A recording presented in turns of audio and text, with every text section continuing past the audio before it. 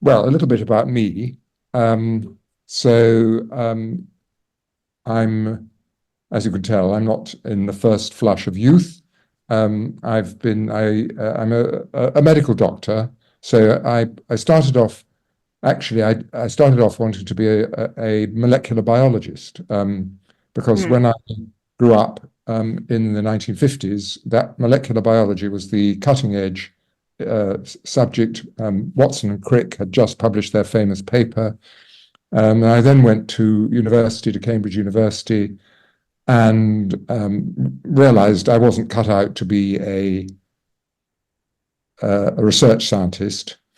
So I switched over from biology to studying medicine. So I sort of had a science degree first, then I'd had a medical degree. And at that time, you may not have heard of him, but there was a very famous a Scottish psychiatrist called R.D. Laing, wrote a book called The Divided Self. And he was a kind of existential psychoanalyst, a very charismatic man. And of course, in one's adolescence and young early adulthood, one is very susceptible to charisma. And so I thought I wanted to step into follow the footsteps of R.D. Laing. So I decided to train as a psychiatrist. In fact, I didn't go straight into psychiatry. I then worked for a while as a physician, internal medicine, and then as a general practitioner. And then I trained in psychiatry. And I trained at the Institute of Psychiatry in London. And rather liking politics, you have left and right. So in psychiatry, you have biological psychiatry on the one hand and psychosocial psychiatry on the other. So, of course, I was drawn to psychoanalysis and to psychosocial psychiatry. And so I then became a consultant psychiatrist at University College, London, and practiced as a psychoanalyst or psychoanalytic psychotherapist and a psychiatrist. So I was trying to bring psychoanalytic and psychotherapy ideas into psychiatry, individual therapy, group therapy, family therapy, couple therapy.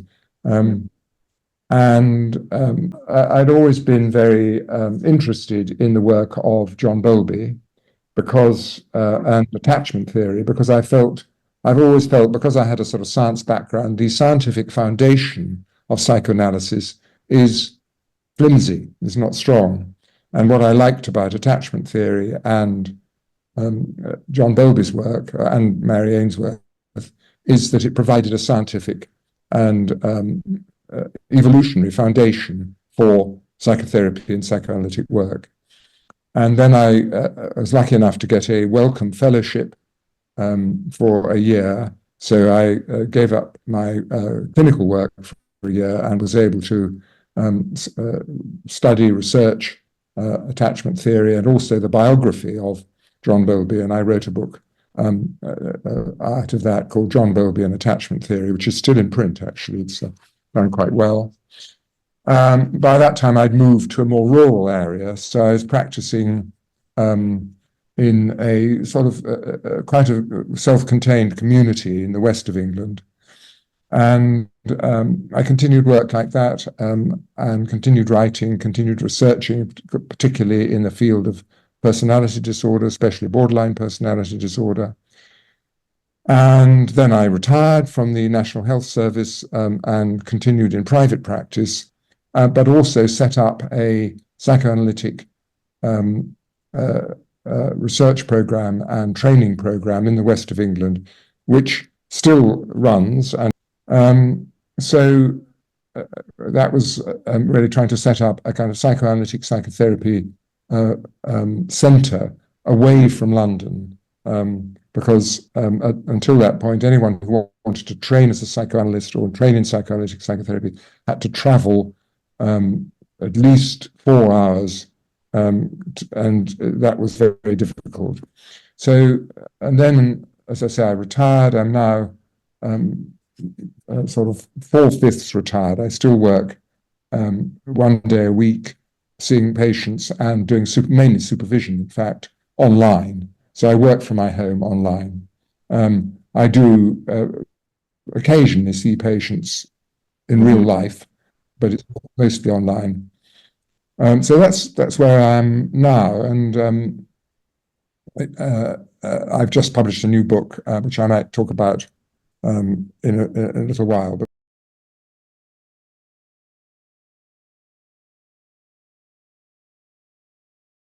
okay, well, that's a really good question, and probably we need to write a paper. The first book that I published, I wrote with a philosopher in the 1980s, and it was called The Values of Psychotherapy. Yeah. And our idea in that book was we had to think, well, what differentiates psychotherapy from other disciplines, from medicine, for example, or social work? And we thought that the key difference or the key contribution of psychotherapy was what we called autonomy, that psychotherapy empowers an individual, as it were, to be themselves, to be autonomous, to make choices, to have agency. And agency is very often absent in clients who come to see us. They don't feel in control of their own lives, and especially women who have been oppressed or abused, they've had no agency, they're victims. And so we thought that the key idea or the key feature that psychotherapy brought was autonomy, and we try to link this back to 19th century utilitarianism and John Stuart Mill and the idea of autonomy, which is one that he developed. Now, if we go forward 40 years from the 1980s to the 1920s, I think what's changed is that we now think in a much more complex relational matrix. We think in terms of relationships as the crucial issue. Relationship to the self, relationship to one's loved ones, or to one's family, or to one's immediate circle, but also relationship to the environment, to the political context, and to the ecological context. So I've definitely moved from seeing my job as helping people to be autonomous to seeing my job as helping people to find themselves in satisfying relationships. Mm. Now, that doesn't mean you have to be married or have a partner, or, I mean, relationships is a more general sense, and quite a few of my clients in the past have lived alone, or they've had bereavement, or they haven't formed a relationship, and it's important not to impose the idea that psychological health and relationships are identical. So I think that's a big change. And of course, the other, or another big change at least, is that,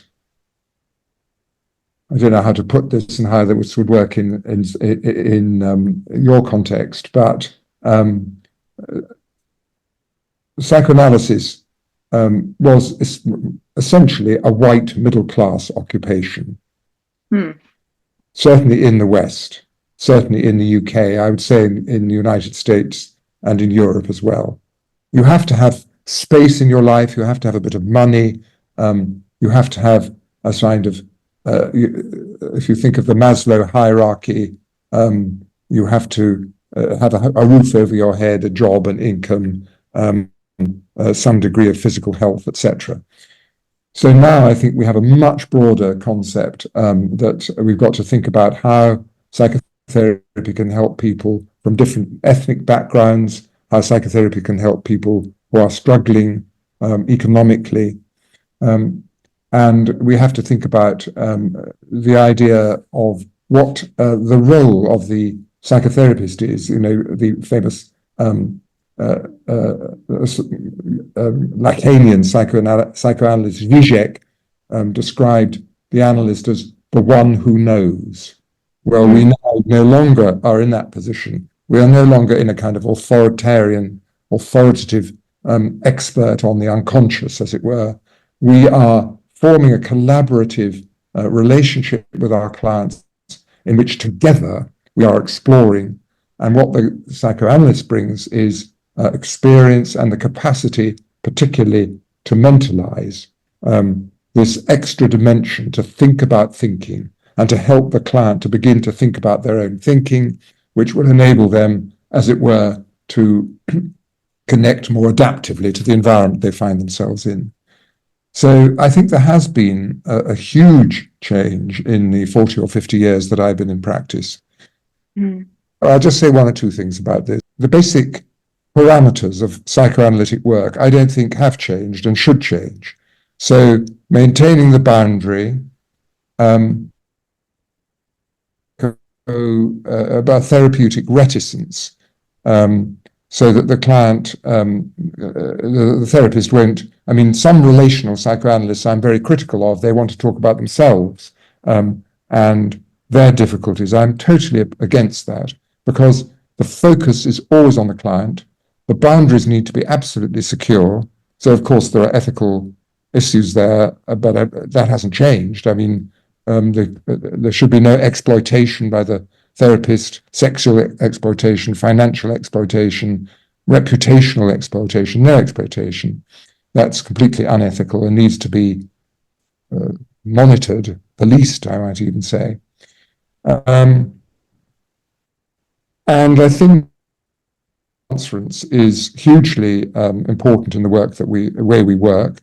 And to elicit transference, we need to offer an ambiguous stimulus to the client, because it's the ambiguous stimulus, the ambiguity of who the therapist is, that means the client will then project their own inner world onto how they experience the therapist. So I think the fundamentals haven't really changed. Where I think what is different, I think, is a movement away from what I'm calling authoritarian psychoanalysis, the sense that we have some kind of special knowledge of the unconscious, and towards that we have a special knowledge of relationships. And therefore, the way we work with the client is that we're always thinking with them about their relationships with their in their external world and their relationship with us, and how there's a kind of fundamental set of assumptions and values which they bring into relationships which are maladaptive. And it's our job, as it were, to create some kind of change, some kind of crisis, some kind of reorganization of those fundamental dysfunctional relationship patterns. So that's, and I just wanted to add one more thing, which is I'm a great believer in not knowing. We have to enter into a state of receptive uncertainty. And if the psychoanalyst thinks they know the answer, then they are almost certainly wrong. So every psychoanalytic encounter is an exploration with the psychoanalyst and the patient into this world of the unknown, and they're going together into that world of the unknown, which you could call the unconscious, because it'll be manifest in dreams and transference. And I haven't mentioned countertransference. I think this is the great contribution of Bion and the Kleinian school, which is the use on the part of the therapist or the analyst of their own countertransference reactions as a clue to the client's underlying difficulties. But it's quite difficult to be not knowing when you have a lot of knowledge and concepts and schemes and protocols in your head. How do you deal with this? Because it's very... I think this is an interesting issue, and I think it is developmental in the sense of our development as we need to think about what is the developmental process of becoming a psychotherapist. And obviously I'm at the end point. So I think when you're starting off, you do need protocols and guidelines and theories, and they keep you on track and make you feel that you are doing something useful.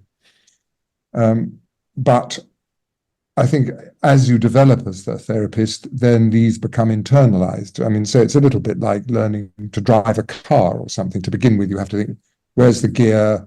Where's the brake? How do I steer? What does that sign up there mean? That kind of thing. But then it becomes semi-automatic, let's say.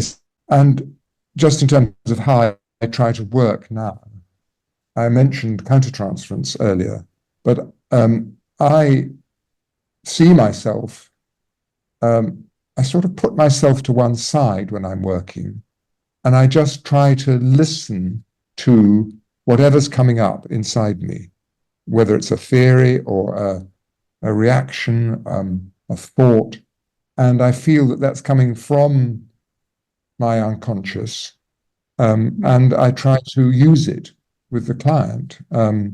I mean, I give various examples of this. Once I was seeing a client and there was a holiday break coming up, and I was just sitting there, and I noticed one of the plants in my room and the flowers in my room was looking very, very thirsty, and I hadn't watered it for a while. So I realized, of course, that really it was the client who was feeling thirsty and wondering who's going to feed him when the holiday break came up.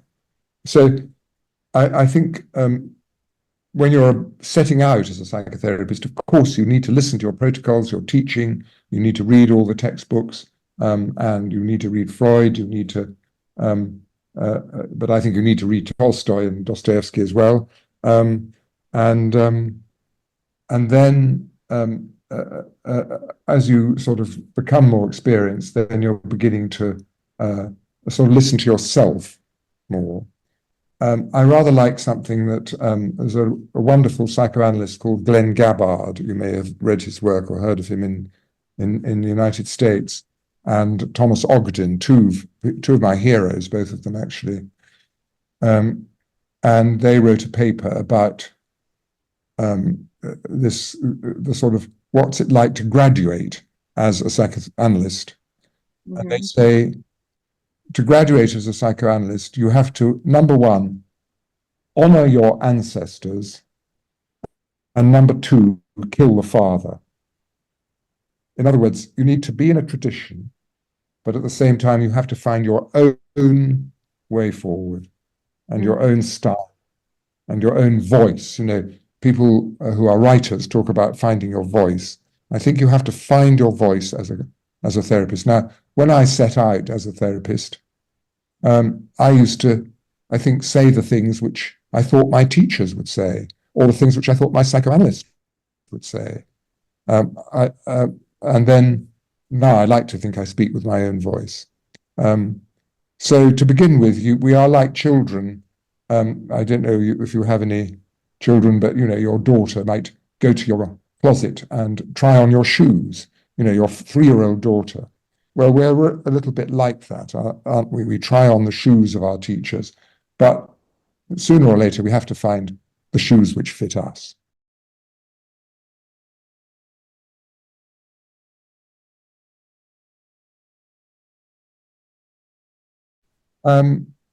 I don't know that I can really answer that. I mean, it's just I love my work. I feel so lucky to have been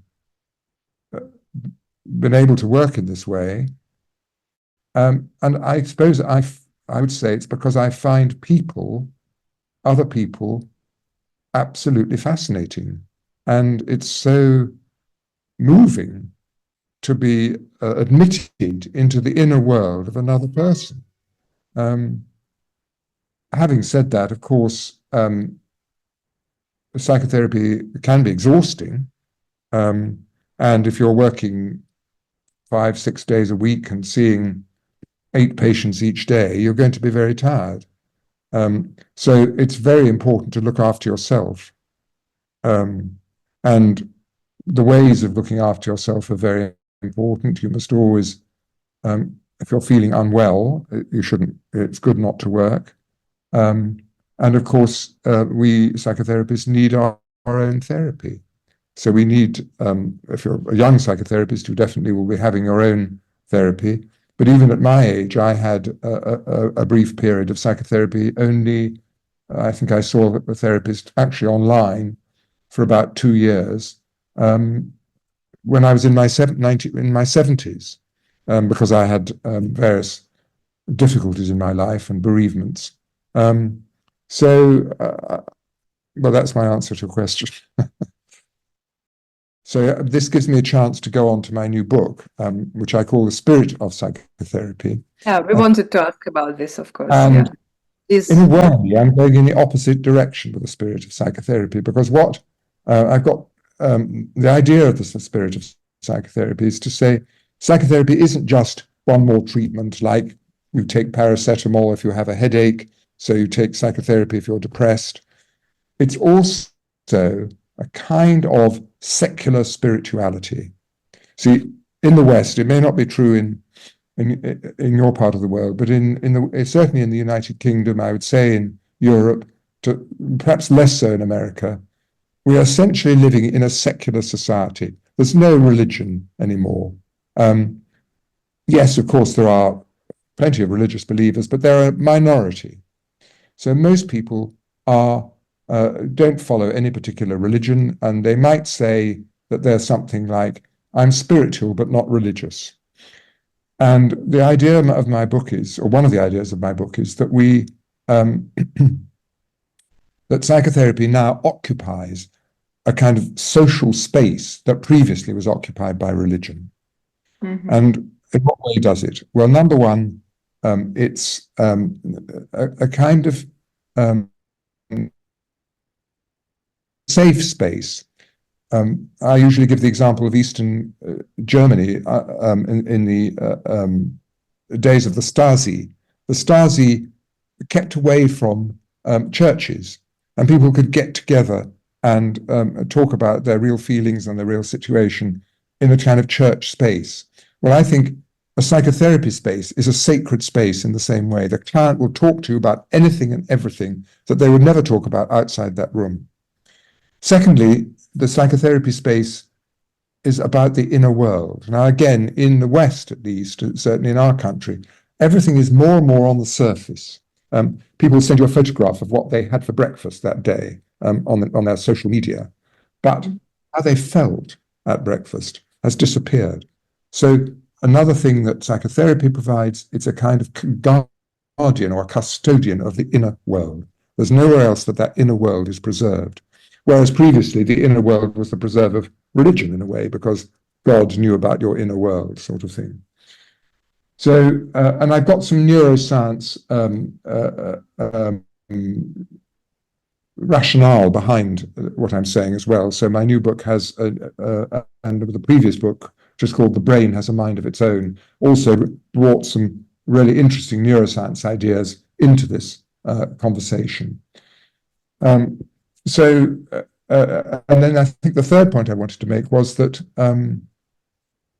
it's what I call psychotherapy praxis.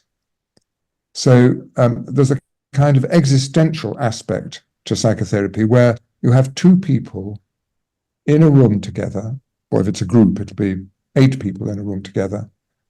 And there's a huge emphasis on the here and now, on what's happening right now in the room, what the feelings are, what the relationships are, what the to and fro patterns are.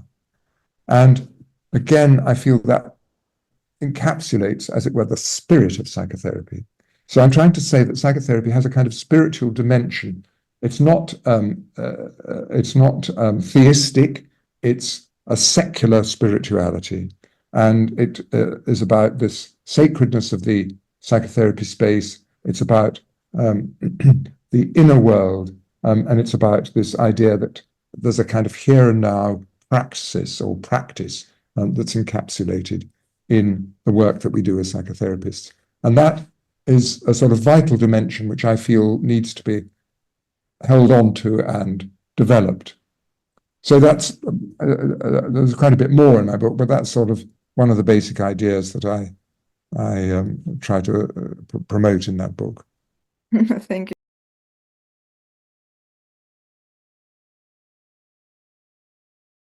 I'm not sure that my views, I have any very interesting things to say about it. All I can say is it seems to work. And on the whole, it's not very different to face-to-face work.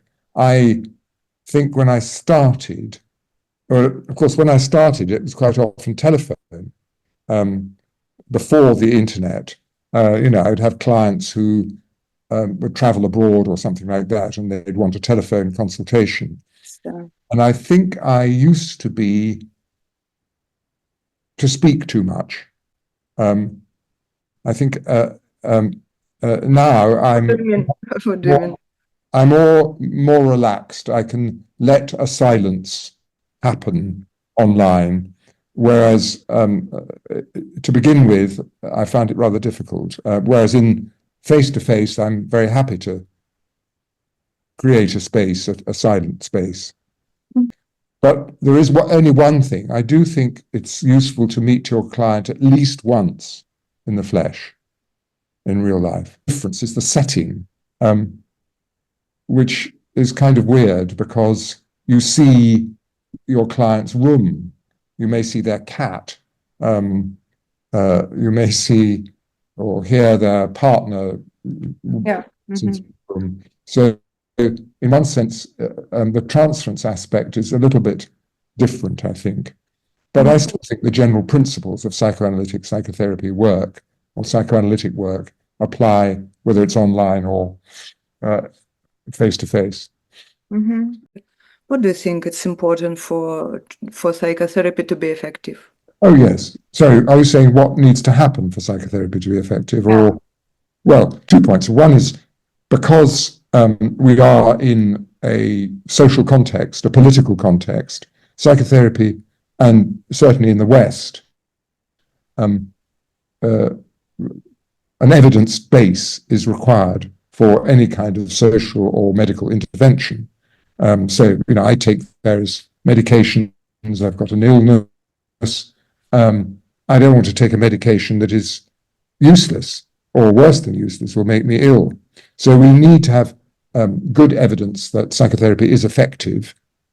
And although the evidence for psychoanalytic psychotherapy is less strong than the evidence for cognitive behavioral therapy, there is still good scientific evidence to show that clients who have psychological difficulties who are treated with psychoanalytic psychotherapy improve as compared with people who are given some kind of control intervention. So we need to have effective therapy. I'm a follower of an American researcher called Wampold, who believes, and I think he's right, and I think he's shown he's right, factors in psychotherapy are common factors. And the common factors are reliability, regularity, empathy, concern, focus, these kinds of things. These are the things which help the client to get better. And then on top of that, you may have specific interventions, such as working in the transference or working with mentalizing, that may add an extra amount of improvement. So we have to say there are common factors which produce a degree of improvement, and then we have some extra factors or specific factors from particular form of psychotherapy that produce a certain amount of increased improvement.